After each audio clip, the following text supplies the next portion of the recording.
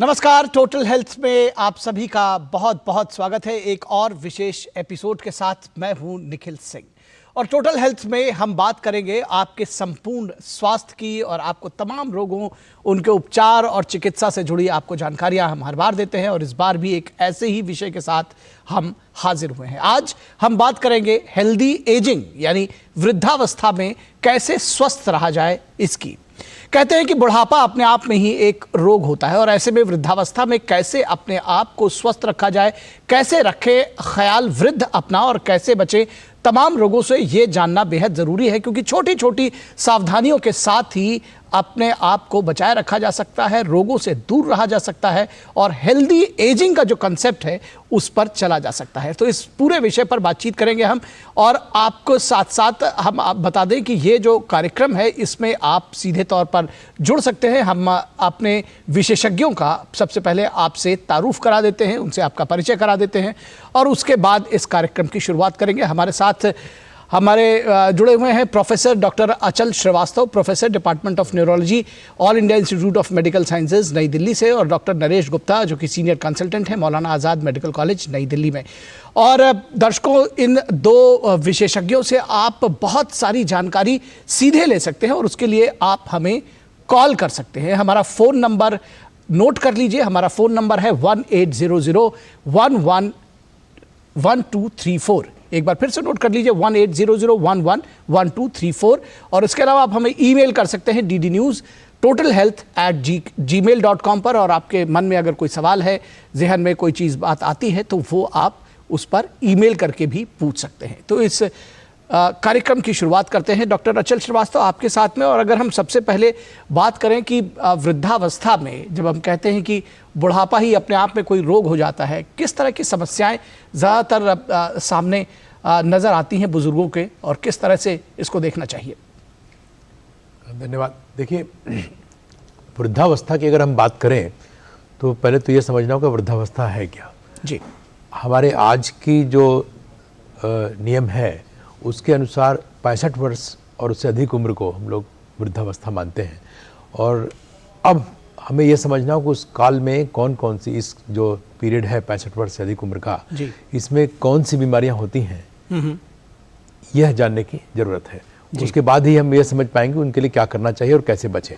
तो जो प्रमुख बीमारियां हैं इस उम्र की वो हैं भूलने की समस्या यानी डिमेंशिया, उसमें भी खास करके अल्जाइमर्स डिजीज़।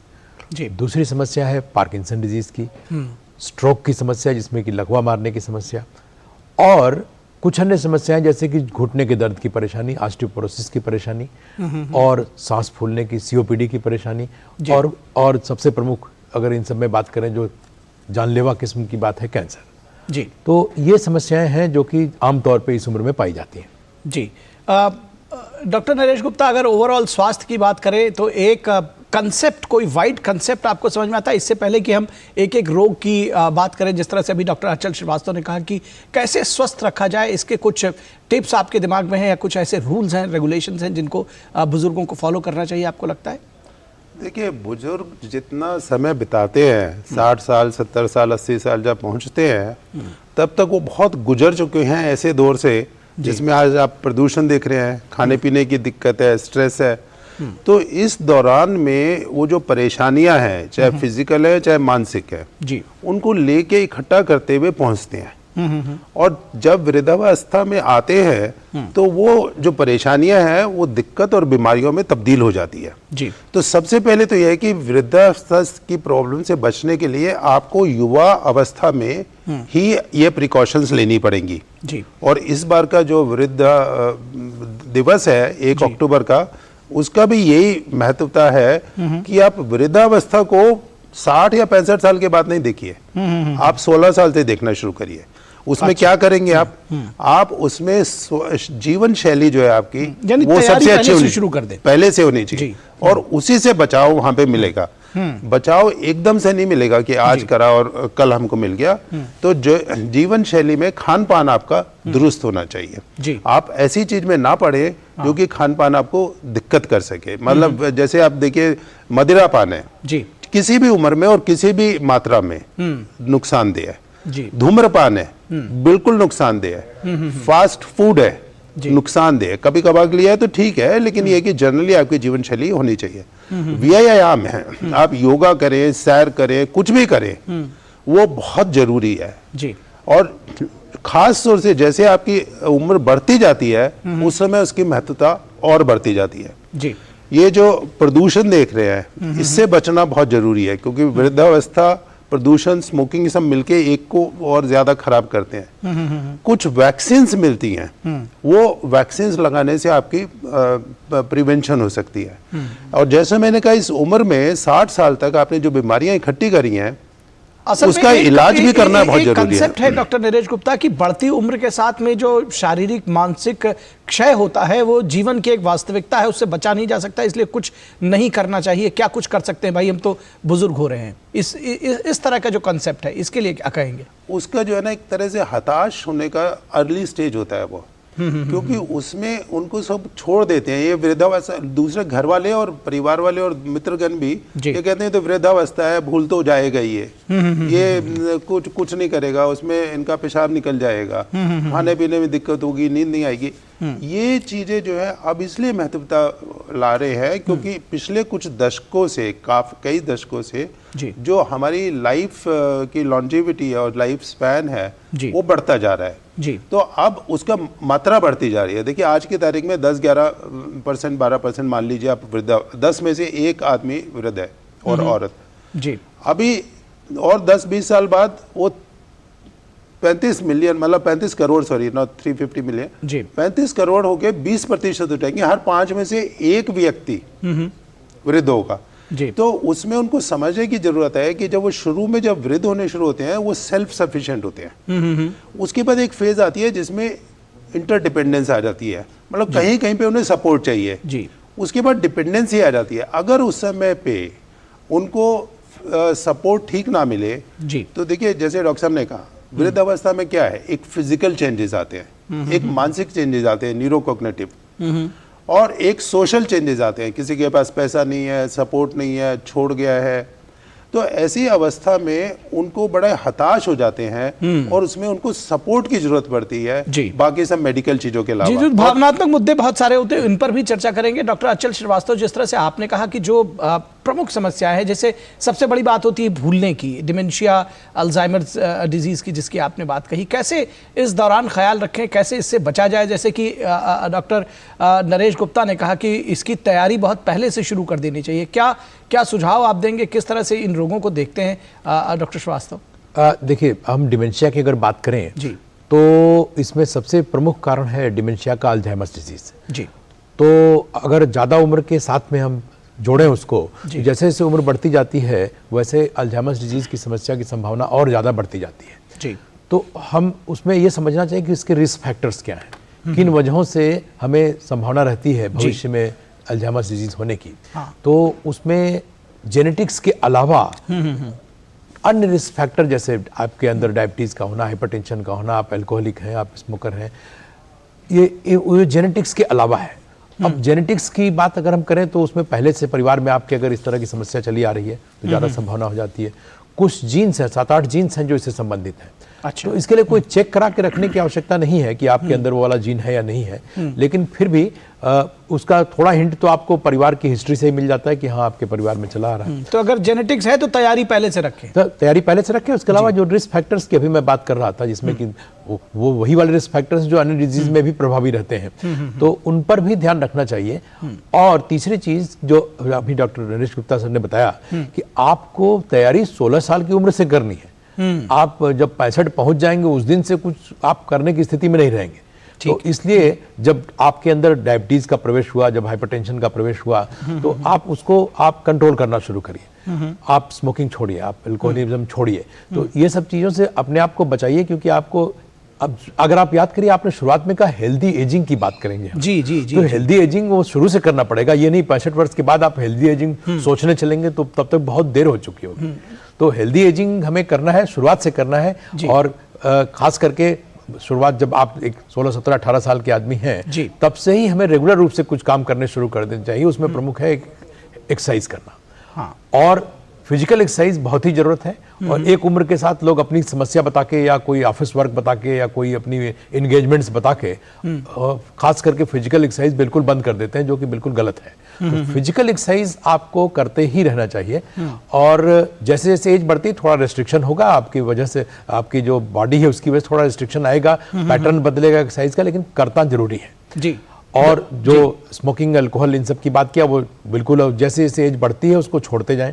कुछ लोग समय के साथ कुछ ज़्यादा ही अल्कोहलिज्म में बिजी हो जाते हैं, तो धीरे धीरे छोड़ते जाइए उसको। ठीक बात है। और जी डॉक्टर साहब, ये सारी बात तो बिल्कुल ठीक है और ये जागरूक हम करते भी इस कार्यक्रम के माध्यम से। और निश्चित तौर पर जब 16 साल की उम्र हो या बढ़ती उम्र में पहुँचने से पहले ही इन चीज़ों का ख्याल रखें। लेकिन जो आज के हमारे बुजुर्ग हैं उनके लिए भी कुछ टिप्स आप मैं चाहूँगा कि ज़रूर दें, जब अगर वो भूलने की बीमारी से या डिमेंशिया या इन तरह चीज़ों से जिसका जिक्र हमने किया, अगर वो उस दौर में प्रवेश कर रहे हैं तो कैसे और क्या सावधानियां रख सकते हैं, या जो उनके केयर गिवर्स हैं उनके लिए भी ये बड़ा ज़रूरी हो जाता है जानना कि ऐसे समय में बुजुर्गों का कैसे ख्याल रखें।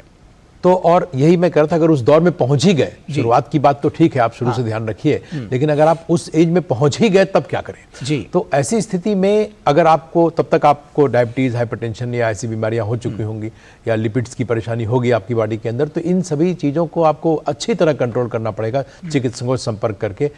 घर पर नहीं बैठे, उसके लिए चिकित्सकों से संपर्क करें और इन बीमारियों को अच्छी तरह कंट्रोल करें। और जिसकी बात कर रहा था मैं, स्मोकिंग और अल्कोहल की, इसको अगर बिल्कुल ही बंद करने की कोशिश करें कि बिल्कुल बंद हो जाए। और इसके अलावा कुछ 2 चीजें और मैं बताना चाहूंगा। पहली बात तो ये कि जो है डाइट अच्छी होनी चाहिए। अच्छी का मतलब खुराक नहीं, बहुत अच्छी खुराक नहीं, ज्यादा खाने की बात नहीं है। बैलेंस डाइट हो, अच्छी डाइट हो और जितनी आवश्यकता हो उतनी पूरी करनी चाहिए। न समझ में आए तो किसी डाइटिशियन से मिलकर संपर्क करें, लेकिन निश्चित रूप से डाइट अच्छी रहनी चाहिए इस एज ग्रुप में। तीसरी चीज है कि मानसिक व्यायाम, फिजिकल व्यायाम के अलावा मानसिक व्यायाम की भी सख्त आवश्यकता है। जैसे कि हम फिजिकल व्यायाम करके मसल बनाते हैं, वैसे ही अगर हम मानसिक व्यायाम करेंगे तो हमारी जो ब्रेन की सेल्स हैं जो रिस्पॉन्सिबल है मेमोरी और अदर कॉग्निटिव फंक्शंस के लिए, उनमें भी इंप्रूवमेंट आता है। तो मानसिक व्यायाम का एक एग्जाम्पल जैसे कि कोई बुक्स पढ़ना और सुडोकू वगैरह खेल होते हैं वो खेलना, इस तरह की एक्सरसाइजेस करना आवश्यक रहेगा जी। तो ये सब अगर आप करते रहेंगे तो ज्यादा एज ग्रुप में जाने के बावजूद सुरक्षित रहेंगे। 2 चीजें और कहना चाहूंगा। एक प्रॉब्लम आती है गिर जाने की और उसके बाद फॉल हो जाने की, ऑस्टियोपोरोसिस की समस्या रहती है। तो इन सब में फॉल होने के बाद फ्रैक्चर हो जाता है जो जल्दी हील नहीं करता। तो इसलिए अपने आप को बहुत बहुत ध्यान दें। इस एज ग्रुप में पहुंचने के बाद गिरने से बचना है। आप ध्यान रखें। मैं बल्कि ये भी कहता हूं कि घरों में जहां पे ऊंचे नीचे हो, कई सीढ़ियां हो, तो उसको बराबर कर सकते हैं तो बराबर कर दें। जिस एज में ज्यादा बुजुर्ग लोग रहते हैं या एक भी बुजुर्ग है तो ज्यादातर जगहों को बराबर रखें, सरफेस बराबर रहना चाहिए, वरना ऊंची नीची जगहों पे गिरने की बहुत ज्यादा समस्या रहती है। जी जी जी जी। डॉक्टर नरेश गुप्ता, जो बात अभी जिस बात से एंड किया डॉक्टर अचल श्रीवास्तव ने, कि गिरने की समस्या रहती है, घुटनों की समस्या रहती है, ऑस्टियोपोरोसिस की समस्या रहती है, तमाम जो चलने फिरने से जुड़ी हुई समस्याएं रहती है, इनसे कैसे पार पाया जा सकता है या इनकी तैयारी पहले से कैसे करें, ये भी एक विषय हमारी इस बातचीत में निकल कर आया है। देखिए, वृद्धावस्था में जो सबसे बड़ी प्रॉब्लम है फिजिकली जी, वो गिरने की होती है। फॉल जो है in the elderly is not good. और वो गिरना क्यों होता है, कुछ तो डॉक्टर साहब ने जिक्र करा, जैसे उम्र बढ़ती है मांसपेशियां कमजोर हो जाती है, जोड़ कमजोर हो जाते हैं, तो उसमें गिरना लाजमी हो जाता है। अब गिरना कौन कितना गिरेगा वो अलग होता है, हर 65 साल वाला बराबर नहीं गिरता है। लेकिन सबको ये मानना चाहिए कि जिस जगह पे गिरते हैं वहां पे बचाव उस व्यक्ति को भी करना चाहिए जो वृद्ध है, उनकी फैमिली को भी। जैसे सीढ़ियां चढ़ना उतरना है, आप चाहे कितने भी स्वस्थ हों, ये देखा गया है कि सीढ़ी चढ़ने उतरने में गिरने का अंदेशा ज्यादा रहता है। उससे ज्यादा अंदेशा जो है घर के अंदर रहता है, जैसे बाथरूम गए, टॉयलेट गए, उसमें फिसल जाते हैं, क्योंकि आजकल फर्श जो है वो कोई तो मार्बल का बनाया था, कोई ग्रेनाइट का बनाया था, कोई स्लैब का, उसमें गिरने का बड़ा वो अंदेशा रहता है। और ये जो बैलेंसिंग की जो प्रॉब्लम आती है मांसपेशी और घुटने के अलावा, जो डॉक्टर साहब का न्यूरोलॉजी के उसमें, वो उसमें उनको और दिक्कत करती है। तो उसमें आजकल बड़ा अच्छा आ गया है कि आप उसे नॉन स्टिक कर सकते हैं। वो लगाने के एक पैड्स आते हैं, आप बाथरूम में भी लगा सकते हैं, आप कमरों में भी लगा सकते हैं, बाहर भी लगा सकते हैं। ठीक है। उससे आप फिसलेंगे नहीं। और फिसलते क्यों है? क्योंकि पानी आ जाता है उस पे स्मूथ सरफेस पे, ग्लास वाली सरफेस पे या मार्बल वाली पे। तो आप पानी को सुखा के रखेंगे जी। जब बाहर बारिश हो रही होगी या जो लोग सर्दी में रहते हैं स्नो हो रही होगी, ये जब थोड़ी होती है ये फिसलन हो जाती है, उसमें ना निकले तो बेहतर है, और निकले तो सपोर्ट लेके निकले, और कुर्सी ऐसे रख के चले जिससे कि आपको अगर जरूरत पड़े तो आप सपोर्ट लेके निकल जाए। एक गिरने का कारण होता है इस उम्र में एक पेशाब की तकलीफ बढ़ जाती है, जो आदमी लोग होते हैं उनके लिए प्रोस्टेट की वजह से आ जाती है, महिलाओं की अलग आती है। तो वो रात को बार बार उठती है। अब जब रात को उठते हैं और अच्छी नींद में होते हैं और अंधेरा होता है, तो सबसे कारण होता है कि एक तो उनको चक्कर आ जाता है, दूसरा ये कि कुछ पड़ा है बेड के पास, कोई चीज रात को आपने रख दी थी कि सवेरे उठा देंगे, स्टूल रख दिया था, तो उससे गिरते हैं। तो सबसे पहले आप ऐसा इंतजाम करें कि जैसे आपकी नींद खुले और जाना पड़े तो लाइट वहां पे जरूर जलनी चाहिए। आजकल ये बड़ा आसान हो गया है क्योंकि आजकल वो बैटरी ऑपरेटेड आती हैं, सेंसर लाइट्स होती हैं, जैसे ही खड़ा होते हैं तो आ जाती है, नहीं तो आप उनके पास में स्विच रखिए। स्विच रख सकते हैं। और खड़े होने के समय आप पहले बैठें, थोड़ा सा इंतजार करिए 1-2-4 मिनट का, जैसे जरूरत हो, फिर खड़े होके उसमें जाएं। तीसरा चीज ये कि जब रात को दिन भर जितना कुछ फैल जाता है, किताबें फैल गई, अखबार फैल गया, स्टूल फैल गया, कुर्सी फैल गई, कंप्यूटर फैल गया, आप रात को सोने से पहले उसको संगवा दें, जिससे कि जब रात को उठना भी पड़े तो वो ना गिरे। जी बिल्कुल, चीज़ों को क्लियर, वहाँ के आसपास की चीज़ों को क्लियर रखें और गिरने से को किस तरह से बचाया जाए, ये बेहद महत्वपूर्ण टिप्स आपने दी। हम मुझे उम्मीद है कि जो बुजुर्ग इसको देख रहे होंगे वो उनके बेहद काम आएगी। फिलहाल हमारे साथ एक कॉलर जुड़े हुए हैं, फरीदाबाद से हमको कॉल कर रहे हैं, नरेश आहूजा जी। आहूजा जी पूछिए अपना सवाल। हाँ जी जी जी। मेरा क्वेश्चन ये है, मेरी एज 73 वर्ष है और मुझे 11 साल पहले पैराप्लीजिया हो गया था, और पैराप्लीजिया होने के कारण मेरा लेफ्ट पैर जो है वो भारी हो जाता है जी। और भारी होने से रात को 9 बजे के बाद नींद नहीं आती, परेशानी होती है। जब तक मैं 2 टैबलेट नहीं खाता, ये डेली का प्रोग्राम हो गया है, और टैबलेट जो है यो है फ्लेक्सोन, ये मुझे खानी पड़ती है, तब जा करके मैं ठीक होता हूँ। तो क्या क्या आप जानना चाह रहे हैं? आप सुझाव चाह रहे हैं डॉक्टर से? जी जी, डॉक्टर अचल श्रीवास्तव क्या इन्होंने पूरी बात तो नहीं पता हम लोगों को, लेकिन पैराप्लेजिया की बात कर रहे हैं और शायद एक पैर में ज़्यादा परेशानी है, जैसा समझ में आई बात, और रात में इनको ज़्यादा परेशानी होती है। तो ये रात की परेशानी की कुछ खास बीमारियां जैसे रेस्टलेस लेग सिंड्रोम बोलते हैं, तो ये इस केस में हो सकता है कि रेस्टलेस लेग सिंड्रोम, इसलिए इनको रात में ही इस तरह से परेशानी आती है। तो मैं सजेस्ट करूंगा कि किसी चिकित्सक से या न्यूरो चिकित्सक से मिलके दिखाएं अपने आप को। डिटेल में देखने के बाद अगर रेस्टलेस लेग सिंड्रोम है तो दवा देने पर काफ़ी आराम हो जाता है। काफ़ी क्या मतलब, मैं कहूँगा कि अगर दवा सूट कर गई तो बहुत ही ज़्यादा आराम हो जाता है, बिल्कुल समस्या दूर हो जाएगी जी। डॉक्टर अचल श्रीवास्तव, एक और बात जो कुछ ईमेल्स भी आ रहे हैं उसमें भी आ रहा है कि हमारे साथ में जो बुजुर्ग हैं उनको नींद नहीं आती, तो ये इस उम्र की एक बड़ी समस्या है, नींद ना आना, और ऐसे में इससे कैसे डील किया जाए? केयर गिवर्स के लिए भी साथ साथ कुछ टिप्स देते चलिएगा। जरूर। देखिए, पहली बात तो ये कि नींद उम्र के साथ थोड़ी सी कम हो जाती है। जैसे आपने देखा बच्चों को बहुत ज़्यादा जरूरत होती है सोने की, और उस तरह से आप देखिए समय के साथ आप खुद आपने नोटिस किया होगा कि एज उम्र के साथ साथ जो है थोड़ी सी कम नींद होती है। नींद कितनी लें, ये आमतौर पे कहा जाता है कम से कम 7 से 8 घंटे जरूर सोएं जी। बहुत अच्छी बात है, लेकिन उसमें एक तथ्य यह भी है कि आप सुबह उठने के बाद क्या आप संतुष्ट हैं? 5 घंटे सो के उठने के बाद अगर आप महसूस करते हैं कि पूरी तरह संतुष्ट हैं तो नींद पूरी हो चुकी है आपकी जी। हाँ, फिजिकल तौर पे 7 से 8 घंटे सोने की आवश्यकता इसलिए है कि आपकी बॉडी भी आराम करती है। हाँ। आंखें बंद करके लेटे हुए हैं तो वो भी इससे बॉडी आराम करेगी आपकी। लेकिन नींद की जहां तक बात है, 7 से 8 घंटे हम लोग बताते जरूर हैं, लेकिन अगर 5 घंटे सोने के बाद आपकी नींद की तरफ से पूरी तरह संतुष्ट है तो ठीक है, नींद कोई दिक्कत की बात नहीं। उसके पीछे पड़ने की जरूरत नहीं क्योंकि 8 घंटे आप क्यों नहीं सोए, ऐसा जरूरत नहीं है। अगर 5 घंटे में नींद लेके आपको संतुष्टि मिल चुकी है तो जरूरत नहीं। दूसरी बात है कि कई बार कारण भी होते हैं नींद नहीं आने के, जैसे अभी एक केस हमने सुना कि उनको रेस्टलेस लेग सिंड्रोम था। कई बार स्लीप एपनिया की संभव परेशानी रहती है कि रात में खर्राटे की आवाज़ आती है, इसलिए नींद बार बार टूटती रहती है, तो नींद पूरी नहीं होती। इसके अलावा कई बार डिप्रेशन की समस्या रहती है। कई तरह के डिप्रेशन है, अलग इस एज ग्रुप में बहुत सारे कारण हैं डिप्रेशन होने के, तो डिप्रेशन की वजह से नींद नहीं आती।